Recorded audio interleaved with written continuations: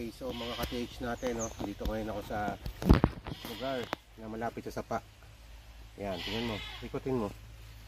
Ayan, sapa tayo. Ngayon, ang ginawa ko dito, nag-experiment ako ng bago nating Maria 3D scanner na upgraded na. Ito yun.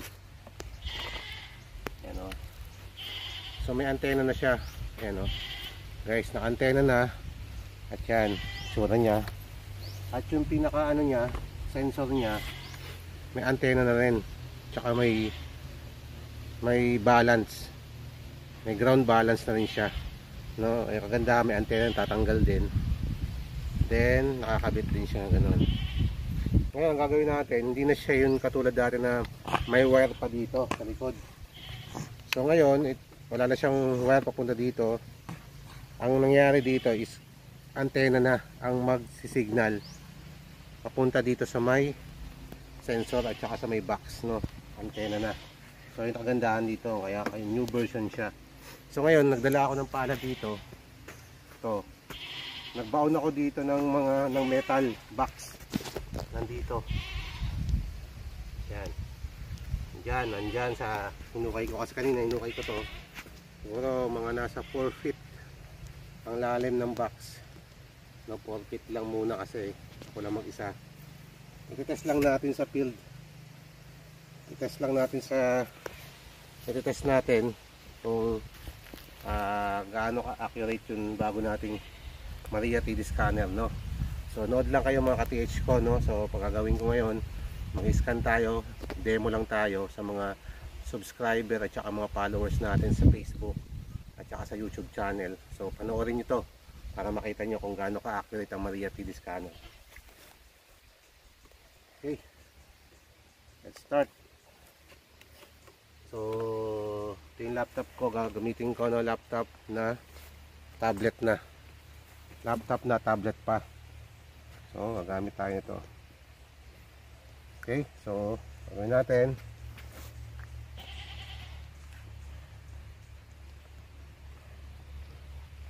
On natin itong tablet.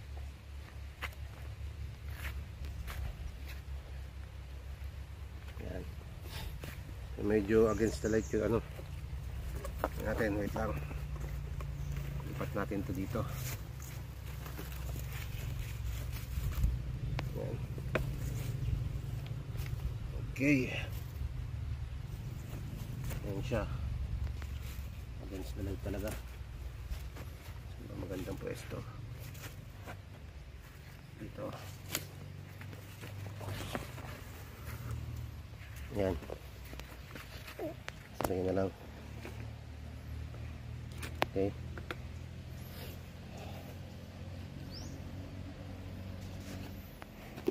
tignan mo natin kung nakikita ba against the light talaga. Okay, yan siya, nakikita. Tutok mo. Ayan. Okay, so ayan na.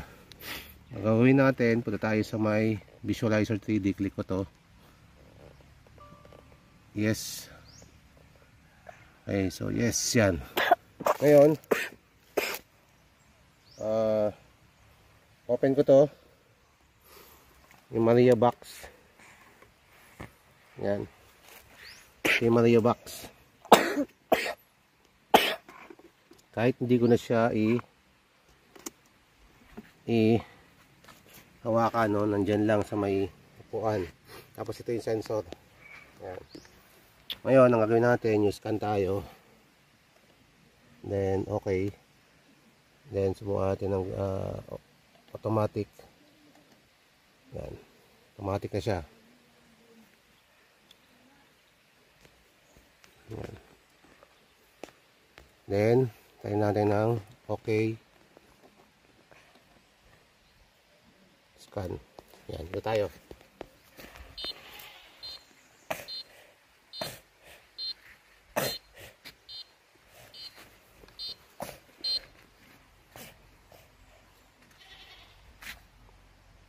Natin to.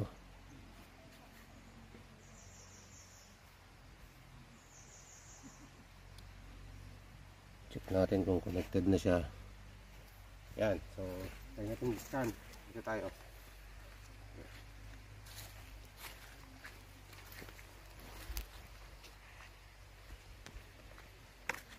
Hawakan ko na lang guys yung tablet para makita.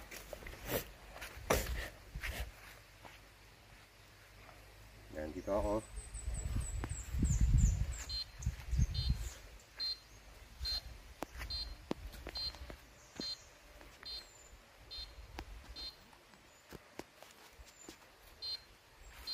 Subukan natin kasi hindi siya nag-connect. Ulitin natin.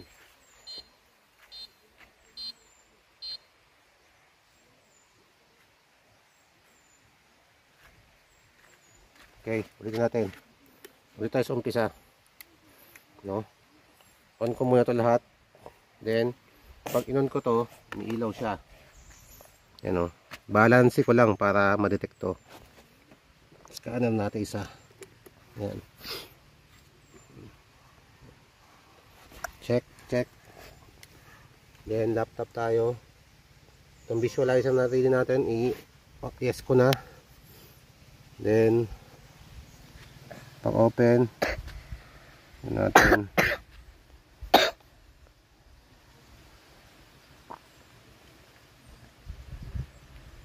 Okay, so yan. So mag-new scan tayo. New scan. Auto. Okay. Down. Scan. Balancing. 10 muna. 11.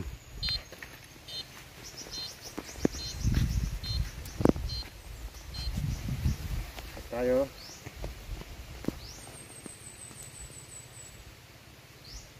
Okay. Yan.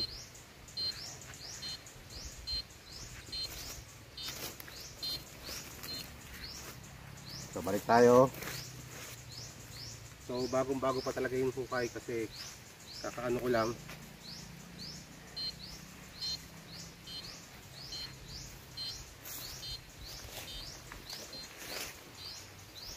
Yan, so tayo sa dati, presto. Ito naka automatic ako no guys. Gagawin lang natin 4. Mas maganda.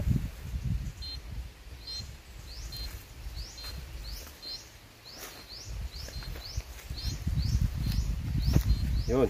So ngayon, ito na. Ito na siya. So naka-on yun. Yan, naka-on.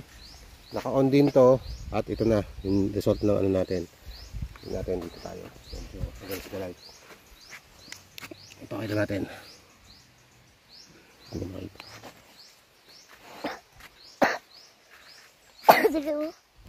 Ito. Yan. O titignan natin siya. Ayan yung result na scan natin. No? Nakita natin yung metal. Ayan o. Ayan siya, yung metal napakaliit. Ngayon, gawin natin, kapag ganyan naka 2D, kita na agad yung metal, ayan maliit. Na nilibing ko, ayan binaon ko kasi sa lupa sa 4 feet. Ngayon, tingnan natin, i-ano natin, i-signal correction natin.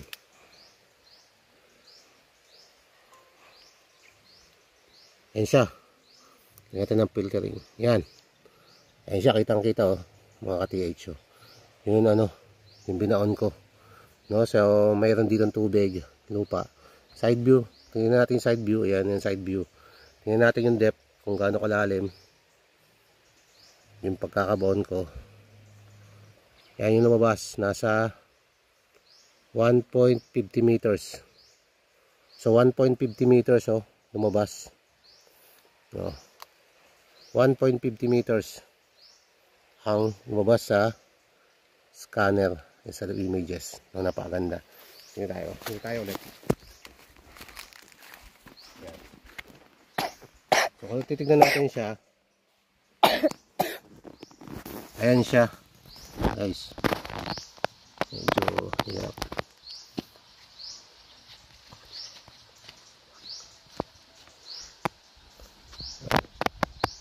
Yan siya.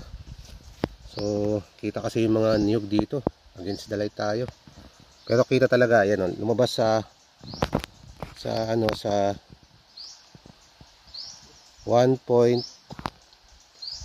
meters. So sakto lang, no. So, sa 4 feet na iabaon ko siya. Yan. Dito yon, guys, no, yung binoon ko andito. So yan, kitang kita talaga, no. So hindi natin ito ma-brightness. Yan siya. So mamaya pakita ko na lang din yun sa papakita ko yun pagkaka ko, i-save ko na lang to. I-save ko. Then i-save ko.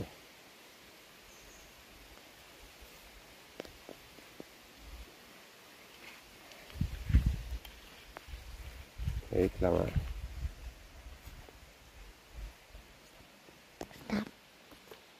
So yun, so na-scan na natin. Papakita ko na lang mamaya result na nakita natin sa scanner mamaya doon. So ito, sa mga ka-TH natin, sa mga gustong interesado bumili ng Maria 3D scanner na new version, no? Kumbaga parang upgraded na siya, no? So kahit iiwan mo siya dito, tapos malayo ako, dito ako, kahit 50 meters, kaya 50 meters siya, kaya niya maabot dun sa layo. Kaya wala siyang problema. Naka-wireless na kasi siya. Ibig sabihin hindi naka-wired, naka-wireless na punta dun. So yung kagandahan dito, no? Lang. Dito siya. Okay? So PM nyo ako, okay, tawagin nyo ako sa number ko. PM nyo ako sa Messenger, tapos tawag kayo sa number ko na ilalagay ko dyan sa taas ng screen. Tsaka sa YouTube channel ko. I-message nyo lang ako. Maraming salamat mga ka-TH, yun lang. Ito nga pala yung kaninang result, no? Papakita ko kasi kanina madilim kasi yung result doon sa may field. Ngayon papakita ko ito yung kaninang demo namin doon sa field, no? So file, open natin. Open tayo. Open ito. Yan. So kung titignan natin yan, top view, yan na siya. Then ayan, yun. So kitang-kita talaga sa top view, no? Tsaka side view. Paikutin natin. Yan siya mga ka-TH, no? Then ito naman yung sa yan. Okay. So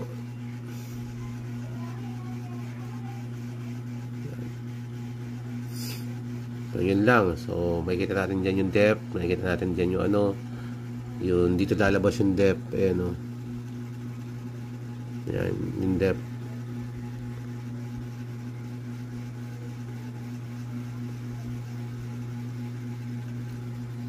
One point, medyo malabo malabas yung depth dyan, nasa 1.38 meters yan. So, ayan yung reading niya, nasa 491 meter lang talaga siya, no? Sa info dialog may kita. So yun lang mga ka-TH, no? So pinakita ko lang para sa mga viewers ko sa YouTube channel tsaka sa page ko, masatisfy po kayo sa Maria, sa scanner natin, no? Kaya ina-actual natin yan, i-demo para ipapakita namin yung result, no? sa field, sa test demo natin. Ayan, no? Okay, so maraming salamat po.